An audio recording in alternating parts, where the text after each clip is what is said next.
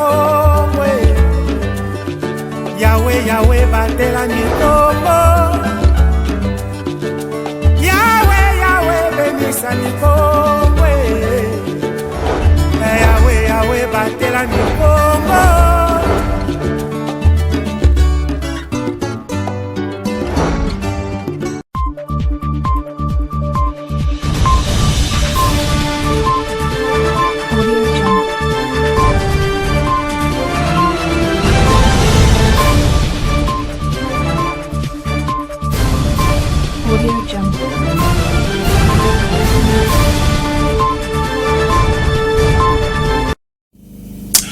Mesdames et messieurs, bienvenue dans cette nouvelle session d'information sur ma bannière Ecopolis, journal du mercredi 15 janvier 2025. Un très grand plaisir est pour moi de vous le présenter. Malgré les démarches entreprises auprès des autorités pour la rénovation de l'avenue Météo au quartier Soyo dans la commune de Matadi, la situation demeure. En dépit de tout, cette population ne cesse d'interpeller l'autorité provinciale pour sa réhabilitation. Pacifique Mwanda et Grace Falanka étaient sur place. La commune de Matadi est l'une des 3 communes de la ville précitée. Elle est constituée de 5 quartiers regroupant 8 villages et 105 avenues. Les quartiers Soyo regroupent les 4 villages dont Loadi, Luangu, Kinzao et Soyo. La population des villages susmentionnés ont du mal pour atteindre leur localité à cause de l'état actuel de la route Météo. Un tronçon routier d'intérêt capital facilitant ainsi les trafics entre la République démocratique du Congo et la République d'Angola. De la place Météo jusqu'à l'école Lutetensiala, à quelques mètres du site où sont logés les pylônes de télécommunications de la Renatelsat, le trafic est un véritable casse-tête. L'état délabré de la route des pneus, construit depuis l'époque coloniale, n'est plus à démontrer. Outre l'état dégradé, elle est menacée par des érosions.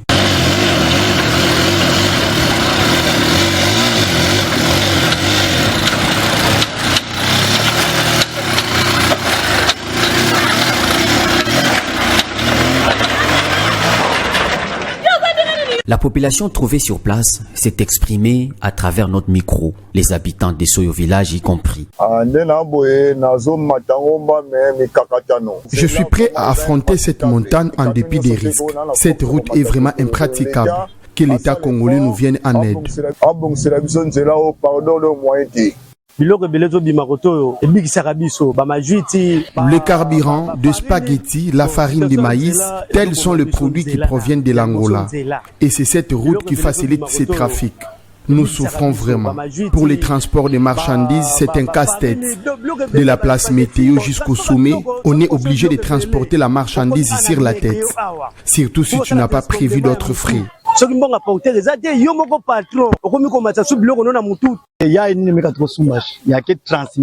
Je viens d'acheter une transmission. Les pannes sont multiples à cause de l'état actuel de la route. Nous enregistrons plusieurs cas d'accident. Moi qui vous parle, je suis compté parmi les victimes. On est resté qu'avec une bande. Hier, c'était un peu mieux. À ces jours, le trafic est presque impossible. L'un parmi les chefs des cellules s'est aussi exprimé. Nous avons fait de notre mieux en alertant les autorités attitrées, malheureusement en vain.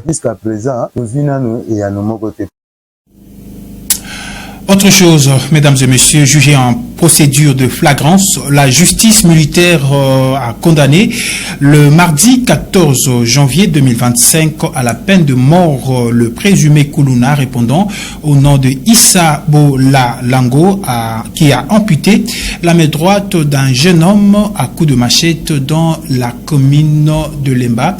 À Kinshasa, la capitale, Pacifique Mwanda nous en dit plus. Devant le ministre d'État en charge de la justice Constant Mutamba, le prévenu Issa Bokalango est jugé en procédure de flagrance par le tribunal des garnisons militaires de Kinshasa Matete, accusé d'extorsion et de terrorisme. Cet civique a imputé la main droite d'un jeune homme résidant la commune de Lemba, dans la ville-province de Kinshasa, le dimanche 12 janvier 2025, dans la soirée. Matali Mavili a tenté de sauver une jeune dame qui était attaquée par le prévenu Issa et sa bande. Après l'identification du prévenu, S'en sont suivis la narration des faits par la victime, la déposition des témoins et les résumés de l'affaire par le ministère public. La victime s'est vue être blessée au niveau de la tête, ici au niveau du ventre, au dos, votre honneur, on l'a amputé sa main droite. C'est ça l'effet de la cause. Monsieur le Président, ce genre de personnes ne méritent pas qu'ils puissent circuler librement. Leur place, votre honneur, c'est au niveau du géol. Ils méritent la mort. La plaidoirie a précédé les prononcés du tribunal. De ces faits, le prévenu a été condamné à la peine de mort avec une amende de 200 000 $ américains. Le condamné est appelé à faire appel à la condamnation à la cour d'appel à un délai de 5 jours.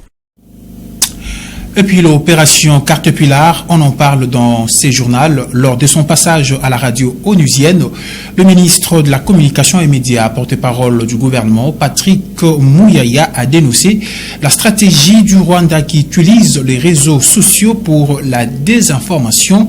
Suivez en image ces propos du ministre de la Communication et Médias, porte-parole du gouvernement, Patrick Muyaya. Aujourd'hui, nous sommes mobilisés parce que vous savez qu'est-ce qui se passe avec le Rwanda. Vous avez eu récemment le rapport du groupe d'experts est sorti. La première réaction au Rwanda, la stratégie repose à 1. Nier, 2. Renier, 3. Renier, 4. Renier. Ensuite, après avoir nié les évidences, parce qu'ils ont été attrapés la main de l'État, qu'est-ce que nous faisons? Ils inoculent les poisons rwandais. Les poisons rwandais, c'est la manipulation, c'est l'industrialisation du mensonge, parce que le Rwanda, en réalité, l'autre volet, c'est l'empire du mensonge, à renfort des trolls et des faux comptes sur les réseaux sociaux, pénétrer les réseaux sociaux congolais pour distiller des mensonges et penser pouvoir travestir la vérité, changer les faits. Rien de cela ne pourra se faire parce que nous avons aujourd'hui même la presse mobilisée pour dénoncer tous ces fake news et ces campagnes massives d'intoxication de nos populations qui s'est fait à travers la dilution, l'inoculation de ce poison. C'est juste pour vous dire qu'aujourd'hui, sur la question de l'Est, nous avons un tableau de bord. La solution militaire est à un point, diplomatique, etc. Et nous sommes sûrs que le moment venu, la combinaison de ces stratégies nous permettra de finir cette guerre une fois pour toutes. Je vous rappelle qu'elle dure depuis presque 30 ans. Et puis de son côté, le ministre d'État en charge du développement rural, Moindo Nzangi Butondo, a fait de révélations graves sur les accords signés en 2013 entre le gouvernement congolais et les mouvements du 23 mars M23. C'était au cours de l'émission Bossolona Politique, le détail dans ses propos. Ça veut dire que pour que tu sois nommé commandant à Goma, à Rutshuru, à Bukavu, il faut que Kagame ait d'accord. Et ce sont les accords qu'on a signés avec les CNDP, les actes d'engagement, les accords du 23 mars, qui ont abouti à l'intégration accélérée, à ce qu'on a appelé le mixage ou le brassage, n'avait que comme objectif que dans cette partie-là, le choix de Kagame au Congo, n'a parti à Est. Ce qu'il appelle lui-même, il l'a dit il y a 3 jours, sa zone d'influence. Et puis, il y a les couloirs économiques, qui est en fait l'objectif même de ce couloir sécuritaire. En fait, il veut contrôler militairement les couloirs de l'Est pour s'approvisionner. Aujourd'hui, on a produit plus d'or que nous. Aujourd'hui, il produit plus de coltan que nous. Et ainsi de suite. Ça va trop loin. Ce que nous regardons, ce que les gens regardent, ce n'est pas la vérité. Et ils ont des ramifications jusque même dans des mines, dans les Katanga. Je n'en parle pas beaucoup. Ça veut dire que résoudre les problèmes tels que Kagame les veut, c'est accepter, mettre le Congo à genoux, et il l'a dit, pour que le Congo accepte de renouveler ses contrats, de lui accorder les couloirs économiques et les couloirs sécuritaires ou les couloirs militaires. C'est ce qui Tshisekedi a refusé. Le président a dit non. Les gens ne comprennent pas quand il dit je ne négocierai pas avec ces panthères-là. Les gens croient que c'est... Pourquoi non. L'objectif aussi, il parle avec eux, c'est-à-dire que l'M23 va être en fait la partie visible du Rwanda en RDC et l'accord sera le même. Ils vont dire, nous allons être déployés, nous allons rester ici pour protéger les nôtres. Mais en fait, dessus des cartes, c'est-à-dire, c'est nous qui allons rester sécuriser la frontière entre la RDC et le Rwanda. Et puis parlons sport dans cette session d'information. Messieurs et dames, sachez que le secrétaire général du comité de normalisation CONOR de la Fédération congolaise de football, Innocent Kibundu, a rassuré le public sportif congolais qu'un compromis a été trouvé entre la Linafoot et la FECOFA sur la reprise du championnat national Ligue 1 Glodino Lucano. Le compromis est trouvé entre la Linafoot et la Fédération congolaise de football sur le début de la manche retour de la phase classique de la Ligue 1 après que la FECOFA ait obligé la Linafoot de retirer son calendrier qu'elle a estimé non conforme. Pour la Fédération congolaise de football association, la Linafoot doit d'abord immédiatement reprogrammer le match en retard de l'association sportive Maniema Union et Tout-Puissant Mazembe qui ont chacun 6 matchs à jouer avant le démarrage de la phase retour. C'est une réunion de routine. La réunion qu'on tient toujours avec la Linafoot qui est une entité subdélégataire. Là, nous venons d'aplanir certaines inquiétudes que la FECOFA avait exprimées vis-à-vis de la Linafoot. C'est comme ça qu'on s'est retrouvé et la Linafoot a très bien présenté la situation réelle telle qu'elle se présente. Bien sûr, tout est terminé et le championnat va se poursuivre sans encombre. Innocent Kibundu, secrétaire général de la Fédération congolaise de football association CONOR, a ensuite rassuré sur la reprise imminente du championnat national. La Linafoot va communiquer avec ses sociétaires et puis le reste, au fur et à mesure qu'on évolue, vous serez mis au courant. Notons que quelques jours après cette rencontre, un communiqué de la Fédération congolaise de football association signé par le président du comité du CONOR a été publié ce lundi 15 janvier 2025 sur instruction du président du comité de normalisation de la Fédération congolaise de football association CONOR FECOFA. Il est demandé à la Ligue nationale de football Linafoot de surseoir immédiatement à toute publication du calendrier de match avant d'harmoniser avec les CG de la FECOFA conformément aux injonctions qui lui ont été communiquées lors de la dernière rencontre chez Sultani et c'est jusqu'à nouvel ordre. Au niveau international, mesdames et messieurs, suite aux propos du président français Emmanuel Macron en ouverture de la conférence des ambassadeurs tenue le 6 janvier dernier, dénonçant l'ingratitude de certains pays africains envers la France, le capitaine Ibrahim Traoré, président du Burkina Faso, sort de son silence pour fustiger ce qu'il qualifie d'une insulte aux Africains. Reportage signé TV5 Monde. Il n'avait pas réagi aux propos d'Emmanuel Macron, dénonçant l'ingratitude de certains pays africains envers la France. L'occasion lui a été fournie ce lundi par une cérémonie de vœux à Ouagadougou. Et le capitaine Ibrahim Traoré, qui dirige le Burkina Faso, n'a pas mâché ses mots.